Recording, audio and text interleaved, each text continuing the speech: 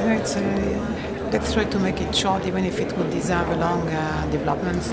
And I think that in the lecture I just gave Chris Binet, he had this very strong and intelligent summary, and he said that photography has a lot to do with invisible and cryptic, and maybe making visible with the passing of time. So the show has to do with, and maybe a little bit against the grain. There is a kind of very realistic, for not saying naturalistic, reading of photography, which I find extremely boring, simplistic, and unproductive. And the exhibition has to do with the opposite. What photography has to do with complexities, with revelation, whether you take it on a Benjaminian messianic level or on a more revealing with the passing of time and trying to articulate facts, images, history. And so the exhibition is trying to ask these kind of questions and working with more or less three generations of artists who are photographers or using photography. So generations could be from David Goldblatt, who is now in his 80s, to Jeff Hall, who is in his 60s, and the younger ones. And the younger ones, including photographers, artists using photography, and video filmmakers like Eric Baudelaire, Amélie Kouanian, Vincent Messen, or Hassan Khan. And I'm repeating here what I said when I introduced the film program. The film program was conceived for the very specific moment of the forum, which is happening on 3 days. And in the exhibition, we privilege film installations, meaning not too long, and which have an installation dimension. Dispositive, which is inviting it in the exhibition when the films, and especially when we had 35 and 16 millimeters film, are much more adequate in a good projection room and condition and circumstance and events. It's not something I decided from, it's not a kind of, let's say, decision from the beginning, but it seems to me that there is a kind of I have a problem now with people who, just because it's black and white or not gigantic dimensions, and in the show, apart from Jeff Ward, with not doing gigantic images, with doing big size prints, elaborating on his concept of the form tableau, which has nothing to do with overprinting, with having this kind of unnecessary big images you see in many, many places. So let's say that probably, and it's a discussion we had with Joachim Köster, who is always working in black and white. Black and white is helping you to see better a certain number of things, and is probably still very juicy, productive photography. So I thought it was, it happened that most of the photographers, all the photographers I have in the exhibition are working in black and white, and the colors, those who are using colors are the video and filmmakers.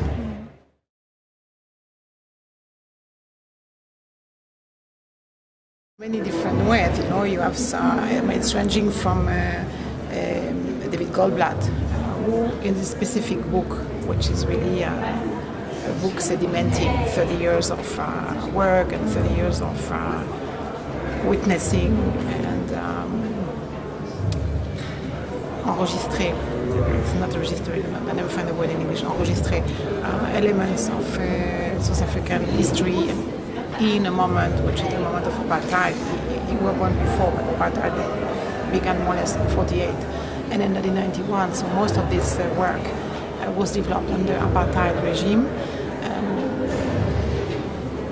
He felt necessary to accompany the images, and this is at the end of the book, so you look at the image after you have the, to add comments and captions which were very precisely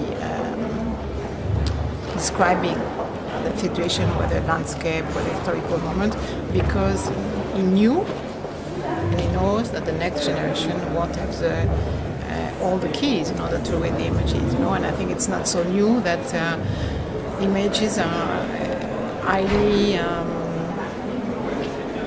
not necessarily depending, but highly connected to text, whether it's a caption, and in the exhibition you have some cases where you have a very, very kind of, the caption is orientating, or on the opposite, installing a kind of a gap between the image and what it's supposed to be about.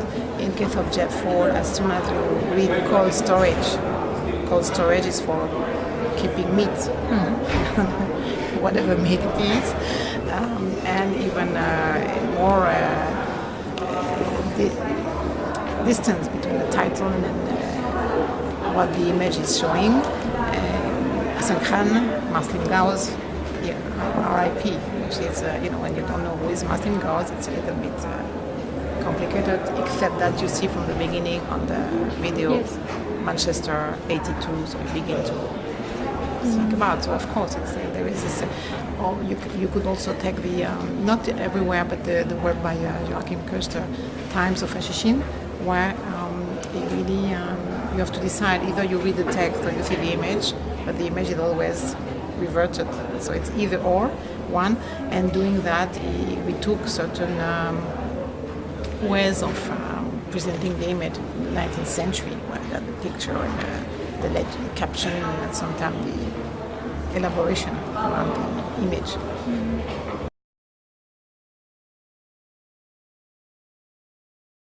I don't think there is really increase. I think there is a kind of general. Sometimes it's a little bit ingenuous, sometimes it's more articulated and conscious and argumented. The consciousness that there is a major problem in terms of representations, how to represent the contemporary phenomenologies. So I think many people are on many different levels conscious about the fact, and it's also very obvious that you have a kind of tendency to kind of neorealist attitude, not neorealismo italiano, I'm not speaking about that, but very, people who are still believing in pseudo-transparency of photography and so on and so forth.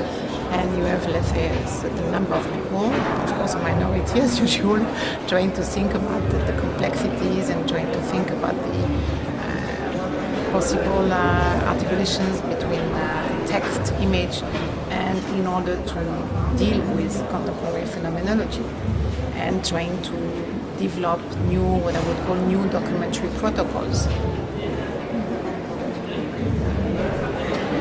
So I'm not interested in the fashion of documentary. I'm not interested in that.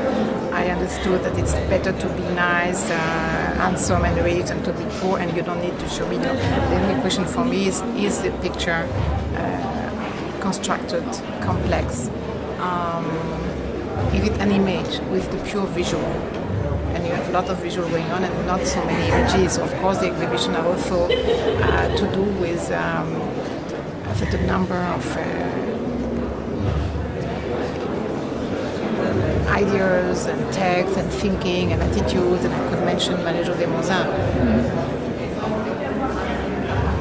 We could say not any photograph is an image, but image in the meaning l'image and the very complex construction between forms, text, knowledge, helping you to build up a distance, and not something confirming what you already know, or assigning the subject, both the subject of photography and the subject, the spectator, to its own reality. So meaning that you have all these pseudo-critical works. If it's for assigning an unemployed person or homeless, to the point of considering these categories as essence, there is a big problem going on. And many images of this kind, first, are not necessarily good images, and are not at all the beginning of a political analysis. So that's you do have a lot of good consciousness. It's not what I'm interested in.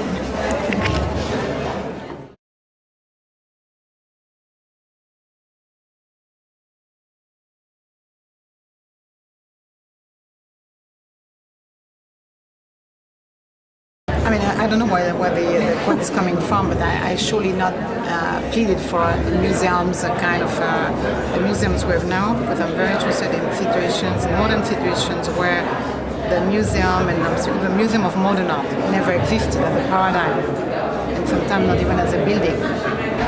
And my point is, in this kind of situation, you have to invent another thing. So the forum for me is contemplating the temporary frame, considering the temporary audience, and conditions of visibility, of thinking, of sharing, which is